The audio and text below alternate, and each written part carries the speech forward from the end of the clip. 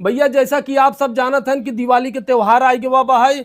और भैया यह साल दिवाली पे हमारे साथी कलाकार काजल तिवारी उर्फ मराठी भौजी के भैया अपने तरफ से एक प्यारा सा छोटा सा गिफ्ट देत हई। आप सब देख ले भैया, मोटो जी मोबाइल 5G देत हई।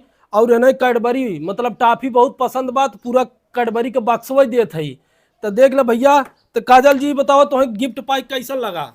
बहुत खुशी होता गुरु कि हमें मोबाइल वो भी मोटो जी 5G फोन मिला था, जो कि हम बहुत दिन से स्मार्टफोन लेने के बारे में सोच रहे। और कैडबरी सेलिब्रेशन काहे से कि गुरुजी ने कुछ देते ना है, हमेशा लेते रहते हैं। आज फाइनली हमके दिवाली के शुभ अवसर पे दिए हैं।